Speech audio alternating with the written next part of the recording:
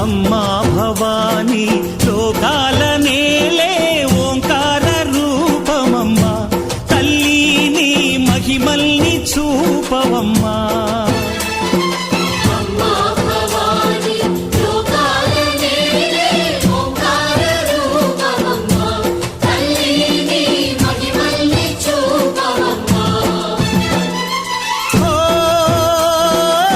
సృష్టికే దీపమా, శక్తికే మూలమా, సింహరథమే నీదమ్మా.